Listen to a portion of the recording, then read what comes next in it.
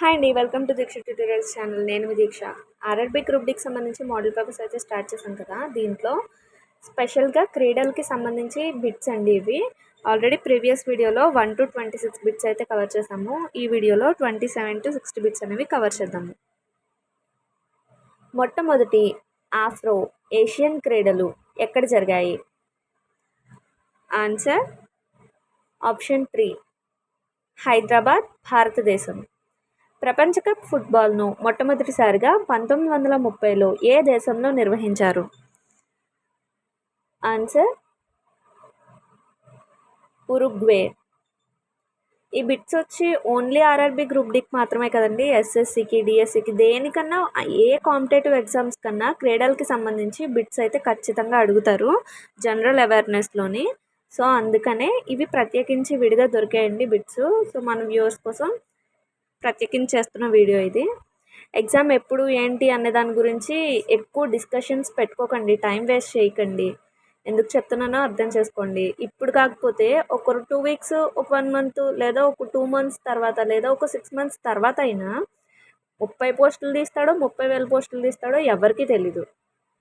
So మీరు ఖచ్చితంగా ఏంటి ఇప్పుడు కాదు కదా, ఇంకా టైం ఉంది కదా అని అయితే టైం వేస్ట్ చేయకండి.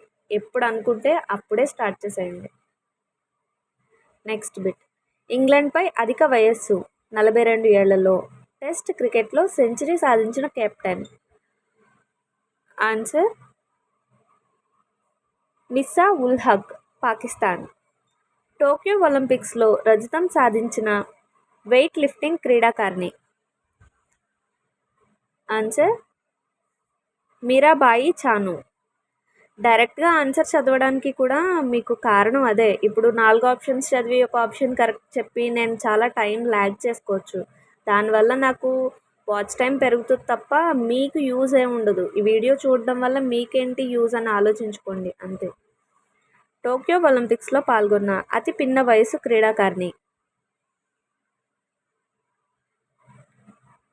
ఆన్సర్ హెన్ జాజా.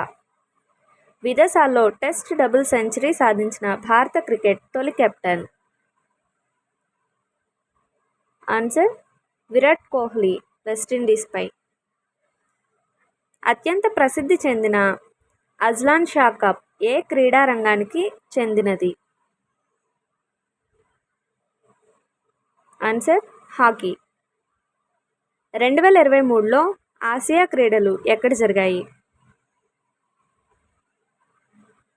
Answer Hangzhou, China. ప్రపంచ బ్యాడ్మింటన్ ఛాంపియన్షిప్లో రజతం సాధించిన తొలి భారతీయురాలు రికార్డు సాధించింది? తొలి భారతీయురాలుగా రికార్డు సాధించింది అంటండి. Answer Saina Nehwal. Test cricket చరిత్రలో అత్యధిక 8 క్యాచ్లు అందుకున్న ఆటగాడిగా ప్రపంచ రికార్డు సృష్టించింది? ఆన్సర్ అజింక్య రహనే. అంతర్జాతీయ వన్డే క్రికెట్లో అత్యంత వేగంగా 5,000 పరుగులు పూర్తి చేసిన తొలి క్రికెటర్గా ప్రపంచ రికార్డు సృష్టించింది ఎవరు? Answer Hashim Amla. అంతర్జాతీయ వన్డే క్రికెట్లో అత్యంత వేగంగా డబుల్ సెంచరీ చేసిన ఆటగాడిగా ప్రపంచ రికార్డు సృష్టించింది ఎవరు? Chris Gayle, West Indies. అంతర్జాతీయ వన్డే క్రికెట్లో వేగవంతమైన 150, 64 బంతులకు పరుగులు చేసిన ఆటగాడిగా రికార్డు సృష్టించిన ఆటగాడు? ఏబీ డివిలియర్స్, దక్షిణాఫ్రికా. సంతోష్ ట్రోఫీకి ఏ క్రీడలతో సంబంధం ఉంది? సంతోష్ ట్రోఫీ ఏ క్రీడతో సంబంధం ఉంది? Answer football. రూయిలోబెజ్ అనే పదం ఏ ఆటకు సంబంధించినది? Answer chess. గ్రాండ్ స్లామ్ అనే పదం దేనికి సంబంధించినది? Answer bridge. క్రింది వాటిలో డమ్మీ అనే పదం ఏ ఆటకు సంబంధించినది? Answer bridge. నాకౌట్ అనే పదం ఏ ఆటకు సంబంధించినది? బాక్సింగ్. ఈడెన్ గార్డెన్స్ స్టేడియం ఎక్కడ ఉంది? కోల్కతా. దులీప్ ట్రోఫీని ఏ క్రీడలో విజయం సాధించిన వారికి బహుకరిస్తారు? క్రికెట్. లేడీ రతన్ టాటా కప్ను ఏ క్రీడలో విజయం సాధించిన మహిళా జట్టుకు బహుకరిస్తారు? Answer hockey. టీ అనే పదం ఏ ఆటకు సంబంధించినది? గోల్ఫ్. స్టోన్ వాలింగ్ అనే పదం ఏ క్రీడకు సంబంధించినది? క్రికెట్. క్రింది వాటిలో పంటర్ అనే పదం ఏ ఆటకు సంబంధించినది? Horse racing. టెల్టీల్ అనే పదం ఏ ఆటకు సంబంధించినది? స్క్వాష్. క్రింది వాటిలో బల్లి, క్యారీ అనే పదాలు ఏ ఆటకు సంబంధించినవి?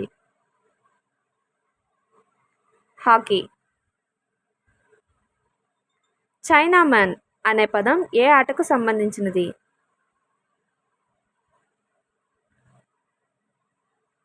క్రికెట్. భారతదేశం హాకీ క్రీడలో ప్రసిద్ధి చెందిన ధ్యాన్ చంద్ స్టేడియం ఎక్కడ ఉంది?